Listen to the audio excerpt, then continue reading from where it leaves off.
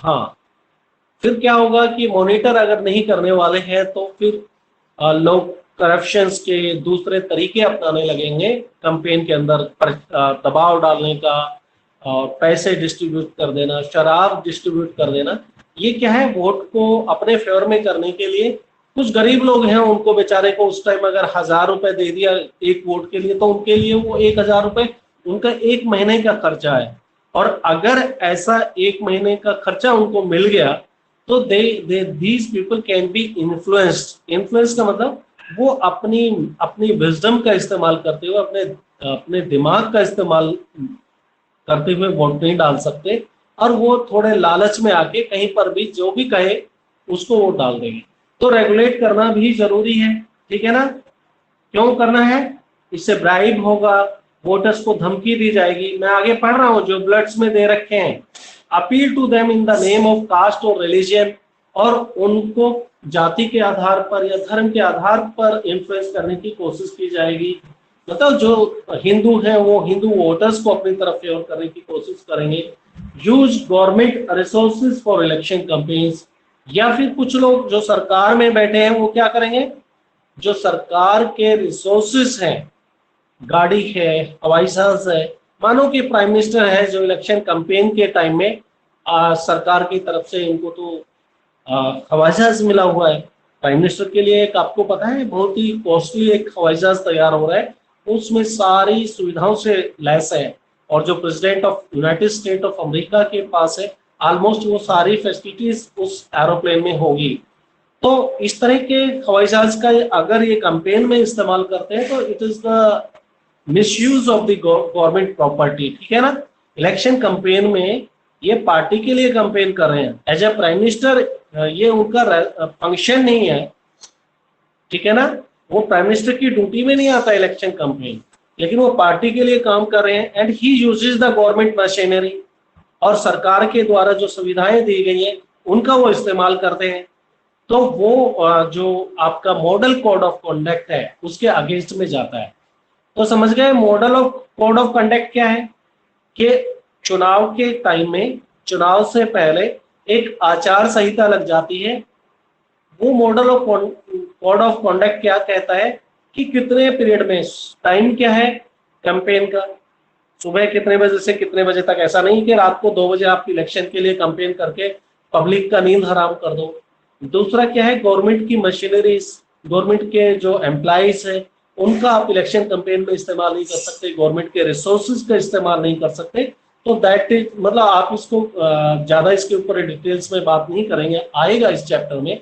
तो इसको हम मॉडल कोड ऑफ कंडक्ट कहते हैं, इलेक्शन का कोड ऑफ कंडक्ट कहते हैं।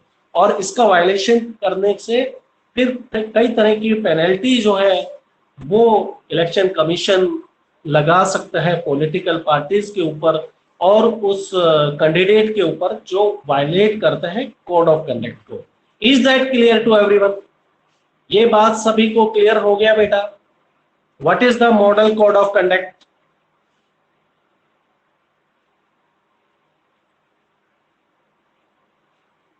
हरी अप, फास्ट।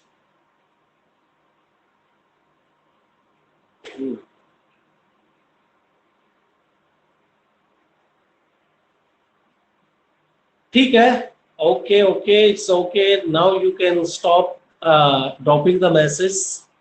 तो ये model of code of conduct के बारे में मैंने आपको बता दिया। तो गवर्नमेंट के रिसोर्सेज का इस्तेमाल नहीं कर सकते, और गवर्नमेंट जो इलेक्शन कमीशन है उन्होंने एक अपर लिमिट भी लगा के रखी है कि भाई इलेक्शंस में आप कितना पैसा खर्च कर सकते हो। अब पंचायत के चुनाव में कितना पैसा खर्च कर सकते हो, लोकसभा के चुनाव में कितने पैसे खर्च कर सकते हो, लेजिस्लेटिव असेंबली के चुनाव में कितना, और प्रेसिडेंट ऑफ इंडिया के इलेक्शन में कितना पैसा, ठीक है ना। अगर उससे ज्यादा पैसे खर्च करते हैं तो it is again the violation of code of conduct, ठीक है। वो इसलिए लगाया है कि जो जितना ज्यादा पैसा खर्च करेगा फिर वो उतना वापस भी कलेक्ट करने की कोशिश करेगा, ठीक है। हाँ, तो स्पेंड मोर देन, अगर कोई भी लोकसभा की इलेक्शंस में 25 लाख से ज्यादा अपनी कॉन्स्टिट्यूंसी में खर्च नहीं कर सकता। सिमिलरली असेंबली इलेक्शंस के अंदर ये 10 लाख की लिमिट है, यानी कि एक हरियाणा के जो इलेक्शंस हो रहे हैं, सपोज करो मेंबर ऑफ लेजिस्लेटिव असेंबली के, तो किसी एक पार्टिकुलर कॉन्स्टिट्यूएंसी से कोई एक कैंडिडेट 10 लाख से ज्यादा खर्च नहीं कर सकता। अगर ये लोकसभा के चुनाव हैं तो 25 लाख से ज्यादा नहीं कर सकते। तो if they do, they can the election can be rejected by the court even after they have been declared elected। अगर ऐसा करते हैं तो कोर्ट उनके इलेक्शंस को नल एंड वाइड कर देगा। उनका अगर वो जीत भी गए चुनाव में तो उनके जीते हुए इलेक्शंस को रिजेक्ट हो जाएंगे। ठीक है ना। तो in the addition to the laws, all political parties in our country have agreed to a model code of conduct for election campaign। और इनके अलावा हमारी सभी पॉलिटिकल पार्टीज भी इस बात के लिए राजी हुई है, एग्री हुई है कि सब मॉडल कोड ऑफ कंडक्ट को फॉलो करेंगे। प्रचार के लिए, जो चुनाव प्रचार के लिए जो मॉडल कोड ऑफ कंडक्ट है उसको सारी पॉलिटिकल पार्टीज फॉलो करेंगे। According to this no party और कैंडिडेट कैन, क्या नहीं कर सकता ये बताया आगे, use any place of worship for election propaganda. यानी कि आपने पता लगा कि एक मेला लगा हुआ है मंदिर में, पता लगा कि चुनाव है और वहां वैष्णो देवी के यहाँ भीड़ होके रखी है और वहां पर वैष्णो देवी के यहाँ पे कोई पॉलिटिकल पार्टी क्या करने लगती है, अपने चुनाव प्रचार करने लगती है। तो कहने का मतलब जो धार्मिक स्थल है उनको आप चुनाव प्रचार के लिए इस्तेमाल नहीं कर सकते। ठीक है। Use government vehicles, aircraft and officials for elections. Government के व्हीकल्स का, एयरक्राफ्ट का और गवर्नमेंट के एम्प्लॉइज का आप इलेक्शन कैंपेन के लिए इस्तेमाल नहीं कर सकते। And once elections are announced, minister shall not lay any foundation stones for any project, take any big policy decisions और make promises of providing public facilities. एक बार इलेक्शन अनाउंस हो गया तो उसके बाद में गवर्नमेंट कोई फाउंडेशन नहीं रख सकती, कोई नया प्रोजेक्ट नहीं ला सकती, कोई नई पॉलिसी नहीं बना सकती, कोई नया कानून नहीं ला सकती तब तक कि इलेक्शन के रिजल्ट ना आ जाए। और फिर उसके बाद फिर कर सकती है, जो नई सरकार बनती है या वही बनी है तो कर सकती है। अब मुझे ये बताइए कि once the elections are announced, उसके बाद में कोई फाउंडेशन नहीं रख सकती। फाउंडेशन का मतलब भाई यहां से एक हम पुल बनाने वाले हैं, हमने एक पुल बनाना है और हमने एक रैपिड मेट्रो रेलवे प्रोजेक्ट है जो आपकी रेवाड़ी से लेकर दिल्ली तक ट्रेन जाएगी और वो 20 मिनट में ये डिस्टेंस कवर करेगी। ऐसा हम कोई भी अनाउंसमेंट नहीं कर सकते, हम कोई नया लॉ नहीं ला सकते जो पब्लिक को इन्फ्लुएंस कर सके। अब मुझे बताइए how it is a violation of model code of conduct. ये वायलेशन क्यों है model of code of conduct का? अगर आप कोई काम कर रहे हो तो पब्लिक के वेलफेयर के चीज काम कर रहे हो ना भाई, पब्लिक के अच्छे के लिए किया आपने। एक कोई पुल बना रहे हो, कोई रोड का रिपेयर करने के लिए आपने प्रोजेक्ट ले लिया, कोई एक नहर बनाने का काम आपने बता दिया। तो ये इलेक्शन अनाउंस होने के बाद ऐसा क्यों नहीं करने देते? चलो बताइए। क्वेश्चन है, once the elections are announced, why the political parties, why the government is not allowed to lay the foundations, to declare the projects, और कोई भी पब्लिक वेलफेयर का काम क्यों नहीं करने दिया जाता? जल्दी, फास्ट। ये होश में आ जाओ, ये बार बार में किसका जो नेटवर्क का इश्यू आ रहा है। Maintain your good quality of network. ठीक है ना, जो आपके अच्छा एरिया में जो अच्छा इफेक्टिव नेटवर्क है उसका इस्तेमाल कीजिए। बेटा आवाज ना करके instead of that please drop the message, message डालिए जल्दी से। तुम लोग लेट नहीं होते हो, you are the energetic student. कुछ भी डालो जो तुम्हारा दिमाग जैसा बता रहा है उसको जल्दी करो, फिर हमको आगे भी पढ़ना है बेटा, ये चैप्टर वो काफी बड़ा है।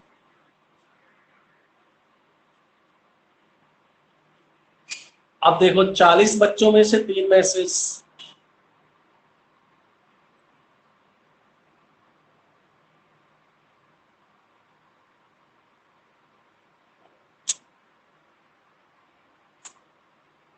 एग्जैक्टली दीपिका का आंसर अच्छा आंसर है, बिकॉज अगर न्यू पॉलिसी आएगी ठीक है तो तरफ ज्यादा ओके।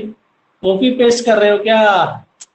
प्लीज कॉपी पेस्ट का इस्तेमाल मत करो, अप्लाई यूर ओन वर्ड्स। ठीक है, आपके आइडियाज और किसी दूसरे के आइडियाज मिल सकते हैं और आंसर भी वही है, but use your own words. ठीक है ना, इससे आप आपके इंग्लिश फॉर्मेशन भी तो आप अच्छा अपना बेहतर कर पाओगे ना।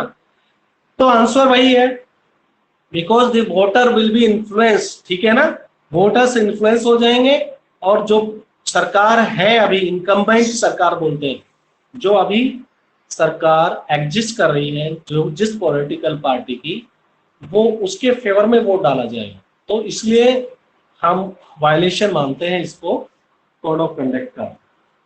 ठीक है, नेक्स्ट है कि polling and counting of votes. अब ये चीजें कोई बताने की तो है नहीं। जब पोलिंग हुआ है, आपने इलेक्शन कैंपेन किया, उसके बाद में देखो इलेक्शंस आर अनाउंस्ड, फिर model of code of conduct, campaign हो गया, फिर क्या होगा, इलेक्शंस होंगे। इलेक्शन होने के बाद में क्या होगा, पोलिंग जो हुई है उसकी काउंटिंग होगा, काउंटिंग होने के बाद डिक्लेरेशन ऑफ रिजल्ट होगा, और डिक्लेरेशन ऑफ रिजल्ट के बाद में गवर्नमेंट फॉर्मेशन होगी, जिसको भी जो मेजोरिटी मिलेगी, है ना। तो this are the simple things, कोई बड़ी बात नहीं है। स्टिल आपके पार्ट है तो मैं आपको करा देता हूँ। तो वो पोलिंग में क्या होगा, आपका कंट्री के अंदर आपके जो स्कूल्स हैं, गवर्नमेंट स्कूल्स हैं, उनको पोलिंग बूथ के अंदर कन्वर्ट कर दिया जाएगा। वहां पर इलेक्शन कमीशन के जो रिप्रेजेंटेटिव एम्प्लॉइज आएंगे और अपनी इलेक्ट्रिक वोटिंग मशीन्स के साथ आएंगे, और फिर हर पॉलिटिकल पार्टी से अपना एक रिप्रेजेंटेटिव बैठा सकते हो जहां वोट डालने जा रहा है, ताकि वो देख सके कि कोई घपला नहीं हो रहा है। ठीक है ना, to maintain the transparency, every political party has the right to send their candidate, their representative, कहां पर, जहां पर पोलिंग हो रहा है, जहां पर वोट डाले जा रहे हैं। ठीक है, तो ये हो गया आपका।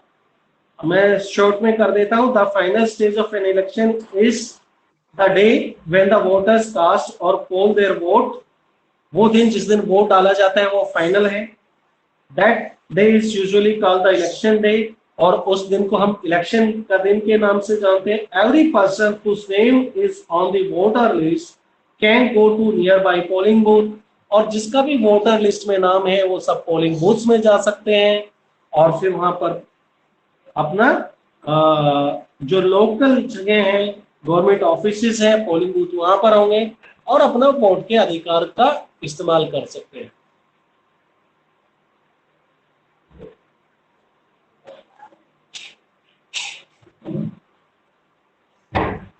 दक्ष, यू आर राइट। लेकिन कभी कभी क्या होता है ना बेटा, इलेक्शन कैंपेन तो 8 महीने 6 महीने पहले शुरू हो जाता है। तो अगर हमने ऐसे ही इतने पहले से मॉडल कोड ऑफ कंडक्ट लगा दिया, तो फिर जो पब्लिक वेलफेयर्स भी रुकने शुरू हो जाएंगे। तो हमने एक सिंपल तरीका निकाला है, once the elections are announced, उसके बाद में it will not be allowed to lay the foundations और जो भी पब्लिक वेलफेयर की बातें हैं।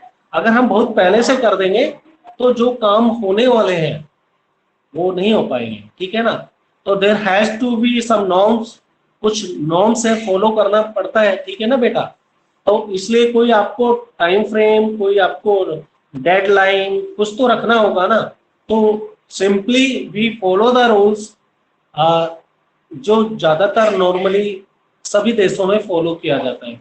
तो most of the democratic countries यही फॉलो करते हैं कि इलेक्शंस कैंपेन के बाद में ऐसा नहीं होना चाहिए। तो we are also following the same, right Daksh? So every person whose name is on the voter list can go to a nearby polling booth situated usually in a local school or government office. ये polling booth आपको मैंने बता दिया, local schools के अंदर होते हैं, offices के अंदर में होते हैं। Once the voters go inside the booth, the election officials identify her, put a mark on her finger and allow her to cast vote. अब जो वोट डालने जाते हैं, तो ताकि कोई दोबारा न डालने आए, तो हम क्या करते हैं, हम आइडेंटिफिकेशन करते हैं, उसका आइडेंटिटी कार्ड देखेंगे, जो भी प्रूफ दिखा सके वो, और अपने वोटर लिस्ट में मैच करेंगे। साथ में उसके नाखून के ऊपर भी हम एक मार्क लगा देते हैं, ना मिटने वाला मार्क लगा देते हैं, ताकि ये आइडेंटिफाई हो जाए कि द इंडिविजुअल हैज वोटेड, ताकि दोबारा वो इंडिविजुअल किसी की वोट ना डाल पाए उस कॉन्स्टिट्यूंसी में, राइट। तो an agent of each candidate is allowed to sit inside the polling booth and ensure that the voting takes place in a fair way। मैं बता चुका हूं आपको कि जो हर पॉलिटिकल पार्टी अपने एक एजेंट को भेज सकती है, और वो ये देखेंगे कि जो इलेक्शंस है वो फ्री एंड फेयर हो, किसी दूसरी पार्टी को जो एम्प्लॉइज हैं इलेक्शन कमीशन के, वो किसी पार्टिकुलर पार्टी के लिए तो काम नहीं कर रहे हैं, ये देखने के लिए ये सब कुछ किया जाता है, राइट। अब ये देखो इसमें दे रखा है इलेक्शन रिजल्ट, दे रखा है गुलबर्गा कॉन्स्टिट्यूंसीज का, ये J&K में है, ठीक है ना। तो इसको आप एक बार देख लोगे तो एक नॉर्मल आइडिया आपको पड़ेगा, ठीक है ना, किस तरह से वोट, किस पार्टी को कितना वोट, और वोट ऑफ परसेंटेज में हम कैसे निकालते हैं, वो सब कुछ दे के रखा है। तो आप इसको एक गो थ्रू कर सकते हो, राइट। तो earlier the voters used to, मैं नेक्स्ट पढ़ा रहा हूं, ठीक है ना बेटा। Earlier the voters used to indicate who they want to vote for putting a stamp on the ballot paper. लेकिन पहले क्या होता था, now you are in the era of technology, ठीक है ना, सब कुछ डिजिटल हो चुका है। लेकिन जब हमने देखा जो इलेक्शंस, जो शुरू में इलेक्शन 1952 और ऑनवर्ड्स होने लगे थे, उसमें क्या होता था, there was one ballot paper, और बैलेट पेपर के ऊपर सभी कैंडिडेट का नाम लिखा होता था जो कंटेस्ट कर रहे हैं, और दूसरी तरफ उनकी पार्टी का सिंबल होता था, और साथ में आप उनके सामने अपना निशान लगा देते थे जिसको आपने वोट डालना है, ठीक है ना। तो ये तरीका पहले फॉलो होता था। अब डिजिटल वर्ल्ड में है आप, तो आप यूनाइटेड स्टेट ऑफ अमेरिका में तो मेल के थ्रू भी वोट डाल सकते हैं, ठीक है ना। इवन आपको याद हो तो कोई स्पेस के अंदर से भी एक लेडी थी यूनाइटेड स्टेट ऑफ अमेरिका में, and he uses his right to vote from the space. वो स्पेस के अंदर थी, क्या साइंटिस्ट है, और स्पेस से उन्होंने अपने वोट डालने का अधिकार का इस्तेमाल किया। अब मैं ऐसे क्वेश्चंस आपसे पूछता हूं, लेकिन आप लोग कभी भी देख के नेक्स्ट डे आप उसका आंसर नहीं देते हो, ठीक है ना। तो कुछ आपके लिए एक्स्ट्रा ऑर्डिनरी लाता हूं, तो you must put your extra ordinary efforts, ठीक है ना। एक्स्ट्रा ऑर्डिनरी पाना चाहते हो तो आप भी तो एक्स्ट्रा ऑर्डिनरी एफर्ट्स डालिए ना। मेहनत दोनों तरफ से होनी चाहिए, सर की एनर्जी वेस्ट नहीं होनी चाहिए। You should also put your efforts. हाँ, जैसे मैंने प्राइम मिनिस्टर के बारे में बताया कि उनके लिए नया एयरक्राफ्ट तैयार हो रहे हैं, है ना। तो बैलेट पेपर का इस्तेमाल होते थे। बेसिकली ये शीट ऑफ पेपर होती थी, इसके ऊपर सभी कंटेस्टिंग कैंडिडेट के नाम्स होते थे, पार्टी का नाम होता था, और सिंबल्स होते थे। Nowadays electronic voting machines are used to record votes. आजकल इलेक्ट्रिक वोटिंग मशीन्स का इस्तेमाल होता है। The machine shows the names of the candidate and the party symbols. और मशीन्स के ऊपर अगर आपने देखा हो, या फिर गूगल पे सर्च कर सकते हो, उस पे नेम ऑफ कैंडिडेट और पार्टी का सिंबल होता है, ठीक है ना। Independent candidates to have their own symbols, और जो किसी पार्टी से नहीं होता ऐसे कैंडिडेट को मैंने कल बताया था, ऐसे कैंडिडेट को हम इंडिपेंडेंट कैंडिडेट बोलते हैं, और इनका भी अपना एक सिंबल मिलता है। हर एक को अपनी एक पहचान मिलती है। कल हमने डिस्कस किया था, अलग अलग पार्टी की सिंबल्स के बारे में डिस्कस किया था। और जो नॉन पॉलिटिकल पार्टी जो कैंडिडेट है, जिसका किसी पार्टी से कुछ लेना देना नहीं है, they are called the independent candidate, right. तो उनको भी इलेक्शन ऑफिशियल्स सिंबल्स अलाउड करते हैं। All the voters has to do is to press the button against the name of the candidate he wants to give her vote. और हर voters, जिस candidate को vote डालना होता है, उसके सामने एक बटन होता है, उसको प्रेस कर दीजिए और आपका वोट इलेक्ट्रॉनिकली सेव हो गया, ठीक है। Once the polling is over, all the EVM are sealed and taken to the secure place. Polling होने के बाद में सभी पोलिंग मशीन्स को सील कर दिया जाता है और उसको सिक्योर प्लेस पे लिया जाता है। सपोज करो कि पूरे रेवाड़ी कॉन्स्टिट्यूंसीज की है और रेवाड़ी डिस्ट्रिक्ट में जो आपका आपका मेन सेक्रेटरीट है, रेवाड़ी के अंदर आपका डिस्ट्रिक्ट कोर्ट के साथ में ऑफिस है ना, जो डिस्ट्रिक्ट कमिश्नर का, तो वो डिसाइड करेंगे कि वो कहाँ पर कौन से स्कूल के अंदर ये सारी मशीनें रखे जानी है। जब तक कि काउंटिंग शुरू ना हो तब तक वो मशीनें वहां पर होंगी और फिर काउंटिंग वाले दिन में उस वहां पर सभी पॉलिटिकल पार्टीज के रिप्रेजेंटेटिव्स आ जाते हैं और काउंटिंग शुरू हो जाती है। और ये इलेक्शन कमीशन डिसाइड करता है कि काउंटिंग किस दिन होना है। ठीक है। A few days later, on a fixed date, all the EVMs from a constituency are opened and the votes secured by each candidate are counted. कुछ दिनों बाद में सभी कॉन्स्टिट्यूंसीज सभी मतलब जो ईवीएम्स हैं एक कॉन्स्टिट्यूंसीज की आ जाती हैं और फिर उनको खोल दिया जाता है। आजकल तो बहुत आसान हो गया, एकदम आपने अलग अलग कैंडिडेट के नाम से सिक्योर होता है ना उसमें वोट, तो आपने एक बटन को प्रेस करना है और वो हर पॉलिटिकल पार्टीज के फेवर में कितना वोट पड़ा है वो बता देती है, कितने वोट रिजेक्ट हुए वो बता देती है। ठीक है ना, पूरा सब कुछ आ जाता है उसमें। तो ये तो हो गया सब। The candidate who secure the highest number of votes from a constituency is declared elected. Obviously, भाई तरीका यही है, जिस भी पॉलिटिकल पार्टी को या जिस कैंडिडेट को सबसे हाईएस्ट वोट किसी पार्टिकुलर कॉन्स्टिट्यूएंसी से मिलेंगे and he will be declared elected. In a general election, usually the counting of votes in all constituencies take place at the same time. और जो जनरल इलेक्शंस होते हैं सभी कॉन्स्टिट्यूएंसी में voting जो है एक ही टाइम में होती है, वोटिंग की काउंटिंग एक ही समय में होती है। ठीक है ना। मैं जनरल इलेक्शंस का मतलब बता चुका हूं कि the election which is conducted after every 5 years। फिर उसके बाद में एक मिड टर्म इलेक्शंस होता है, वो भी मैंने बता दिया कि कोई सरकार अपना पूरा टर्म पूरा नहीं कर पाती तो फिर दोबारा से इलेक्शन होते हैं, that is called the mid term election. And इसके साथ में मैंने बता दिया बाई इलेक्शन, जब किसी की डेथ हो जाती है, कोई रेजिग्नेशन दे देता है, तो उस पीरियड में जो पार्टिकुलर कॉन्स्टिट्यूएंसी पे जो इलेक्शन होता है उसको बाई इलेक्शन कहा जाता है। I hope it is clear to everyone. So in a general election, usually the counting of votes in all constituencies take place at the same time on the same day. Television channels, radio, newspaper reports these events. अब फिर होता क्या है, जो television है, radios है, newspaper है, यानी कि टेलीमीडिया और प्रिंट मीडिया के थ्रू ये सारी रिपोर्ट्स और या इनके रिजल्ट्स जो है आप लाइव भी देख सकते हो, लाइव आता रहता है। ठीक है ना। हाँ, पूरा लाइव दिखाते रहते हैं, अभी कौन कौन हेड कर रहा है, कौन सी पॉलिटिकल पार्टी किस कॉन्स्टिट्यूएंसी से आगे चल रही है, कौन पीछे चल रहा है, कौन सा रिजल्ट डिक्लेयर हो चुका है, किस पॉलिटिकल पार्टी के फेवर में ज्यादा जा रहे हैं। ठीक है ना, ये सब कुछ होता रहता है साथ ही साथ में बेटा। So within a few hours of counting, all the results are declared and it becomes clear as to who will form the next government.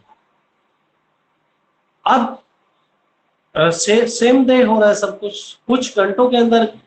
अगर लोकसभा के इलेक्शन है तो वो शाम तक वोट ऑफ काउंटिंग चलती है, सुबह शुरू होती है 10 बजे और शाम तक रिजल्ट सारे सामने आने लग जाते हैं। ठीक है ना, तो ये तरीका होता है। अब एक क्वेश्चन आ गया, अब एक क्वेश्चन ये है बेटा कि इलेक्शंस से पहले, इलेक्शंस के रिजल्ट डिक्लेयर होने से पहले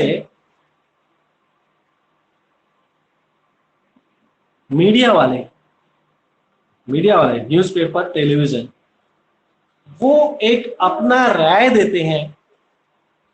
ठीक है ना, वो अपना एक ओपिनियन देते हैं, उसको क्या कहा जाता है वो बताते हैं। किस स्टेट के अंदर कौन सी पार्टी की सरकार आने वाली है, देश में कौन सी सरकार बनने वाली है, कौन सी कॉन्स्टिट्यूएंसी से कौन जीतता है, तो वो इलेक्शन से पहले ही डिक्लेयर कर देते हैं, before the elections conducted. What is, उसके लिए एक टर्म क्या है बताइए। इलेक्शंस के रिजल्ट आने से पहले मीडियाज हाउसेस लाइक टेलीविजन्स और आपके टेली मीडिया और प्रिंट मीडिया, तानवी थोड़ा सा डिफरेंस है। एग्जिट पोल और ओपिनियन पोल इसको बोलते हैं। एग्जिट पोल क्या है वो मैं आपको बता दूंगा, what is the exit poll और what is the opinion poll. इसको बोला जाता है ओपिनियन पोल, यानी कि उनका एक अपना, उनके अपने एम्प्लॉय जो मीडिया के एम्प्लॉयज हैं वो हर कॉन्स्टिट्यूंसी से जाकर एक अपना गाज करते हैं, एक आइडिया लगाते हैं, एक असेसमेंट करते हैं कि कौन सी कॉन्स्टिट्यूंसी से कौन सी पार्टी के फेवर में लोगों का रुझान है, तो उसको तो ओपिनियन पोल बोलते हैं, ठीक है ना। एग्जिट पोल होता है इलेक्शंस के बाद, before the declaration of the result, ठीक है ना। After elections are held but before the declaration of the result of the elections, उसको एग्जिट पोल बोलते हैं। अब ये क्या है एग्जिट पोल? सपोज करो मैं वोट डाल के आया हूं, मैं जैसे ही वोट डाल के बाहर निकला हूं तो मेरे से जो मीडिया के लोग हैं वो मेरे से पूछे सर किसको वोट डाला, तो मैंने उनको अपना आइडिया दे दिया।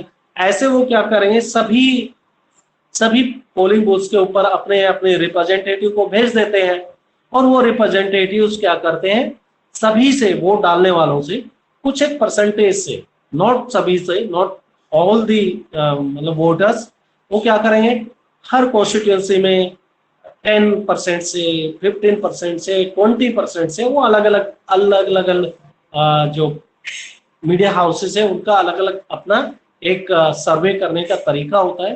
तो वो सभी कैंडिडेट से पूछने के बाद में फिर अपना एक रिजल्ट से पहले डिक्लेयर कर देते हैं कि भाई कौन जीतने वाला है, किस पार्ट कौन सी कॉन्स्टिट्यूंसी से। तो आप समझ गए what is the exit poll and what is the opinion poll, समझ में आ गया।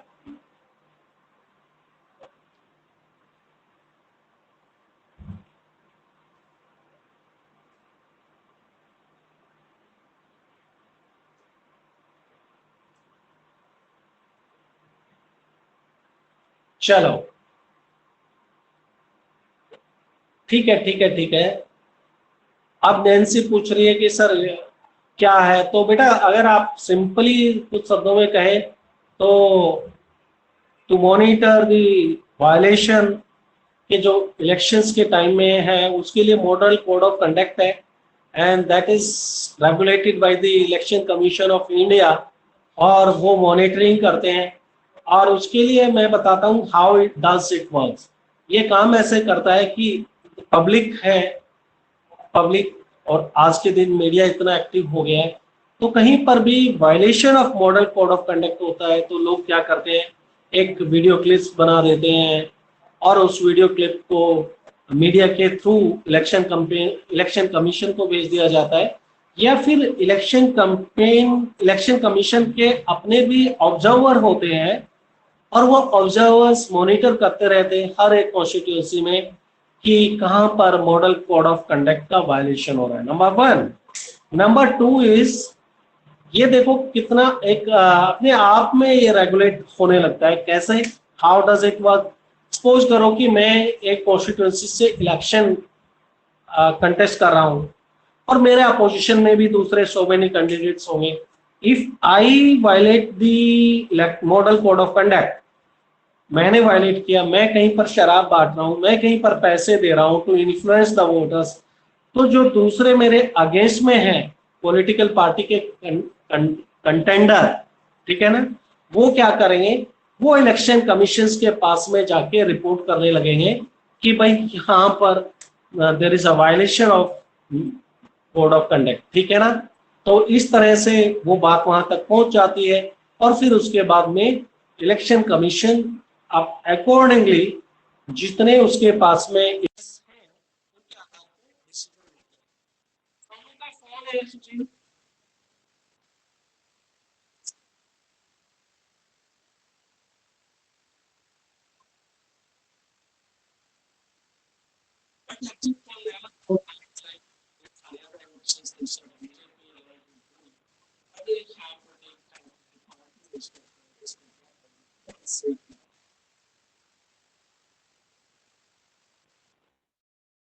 बेटा मैं आपको बता चुका हूँ, because all it depends upon, Daksh का सवाल है कि एग्जिट पोल हमेशा सही नहीं होते, ऐसा नहीं है। Most of the time it has been observe कि एग्जिट पोल सही रहे हैं, ठीक है ना। अब सही ना रहने के कारण आजकल जो लोग हैं वो काफी स्मार्ट हो गए हैं, वो वोट किसी पार्टी को डालते हैं लेकिन बाहर आकर कुछ दूसरा बता देते हैं। तो it depends how the people react after casting their vote, ठीक है ना, वो सही बताते हैं कि नहीं। फिर जो सर्वे करने के लिए जो उन्होंने तरीका जो चुना है, ठीक है ना, वो कितने परसेंटेज ऑफ लोगों से पूछते हैं, इट डिपेंड अपॉन दैट, ठीक है ना। कुछ लोग, मान लो कि एक कॉन्स्टिट्यूंसी में 2000 लोगों ने वोट डाला एक पोलिंग बूथ पे, 2000 लोग वोट डालते हैं, और आपने 5 लोगों से पूछा, तो 5 लोगों से पूछने से 2000 लोगों के ओपिनियन का नहीं पता लगता। तो इसके लिए आपको एक सही परसेंटेज लेना होता है, कई सारे कारण होते हैं। मुझे लगता है कि आप समझ गए होंगे किस वजह से जो एग्जिट पोल राइट नहीं होते हैं, ठीक है ना। दूसरा कारण ये भी होता है कि एग्जिट पोल जो है ना, वो भी कहीं ना कहीं क्या करते हैं ना, सपोज करो कि किसी पॉलिटिकल पार्टी के फेवर में काम करने के लिए भी वो अपना राय, हाँ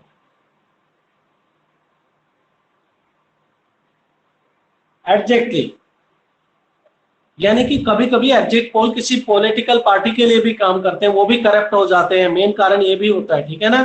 तो उसी पार्टी को जीता हुआ दिखा देते हैं, बिकॉज यहाँ पर इलेक्शंस हुए हैं, उसी के साथ दूसरी कॉन्स्टिट्यूंसी में इलेक्शंस होने वाले हैं, तो इसका रिजल्ट वहां पर इम्पैक्ट डालेगा, इसलिए वो ऐसा भी करते हैं, ठीक है ना। तो एग्जिट पोल के ऊपर कभी कभी क्या है, बैन भी कर दिया जाता है, ठीक है।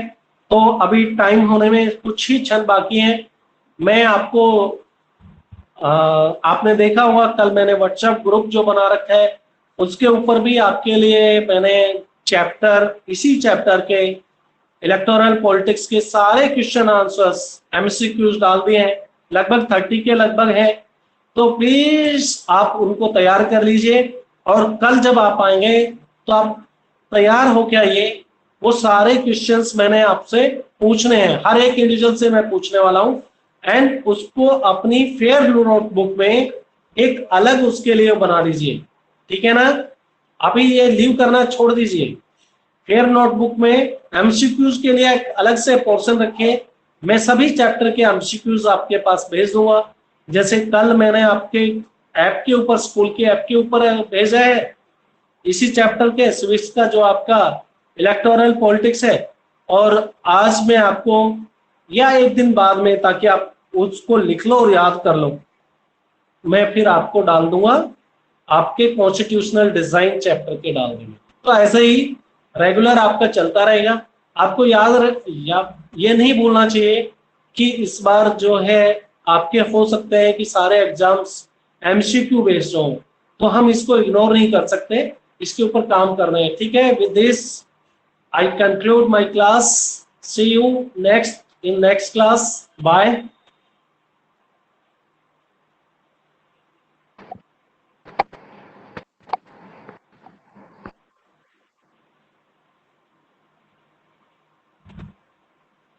यस, पूरे के पूरे करने हैं, ऑल दी 33 में 3 क्वेश्चन रिपीट है, थोड़ा ध्यान से करना। 3 क्वेश्चन रिपीट है, उनको आपने दोबारा लिखने की जरूरत नहीं है, ठीक है। 3-4 क्वेश्चन ऐसे होंगे जो रिपीट हो गया।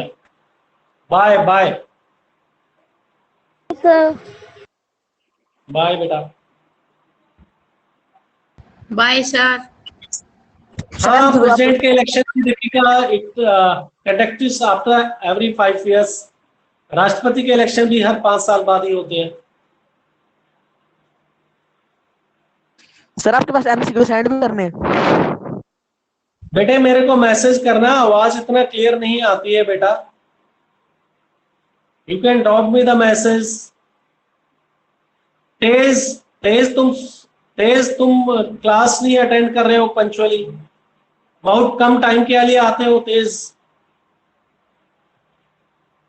नहीं सर, शुरुआत से हूँ मैं तो इस क्लास में प्रो, जब सर शुरुआत से हूँ मैं।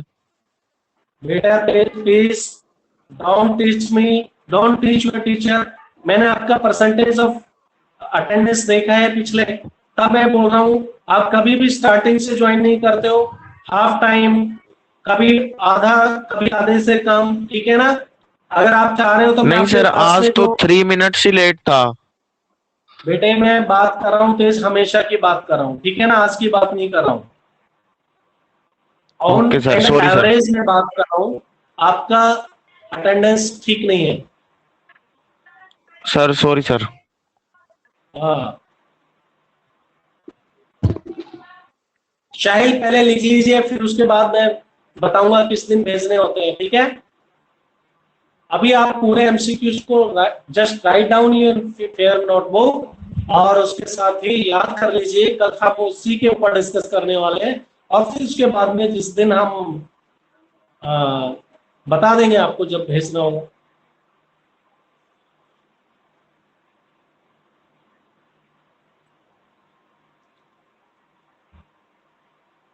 चलो बेटा, हाँ जल्दी से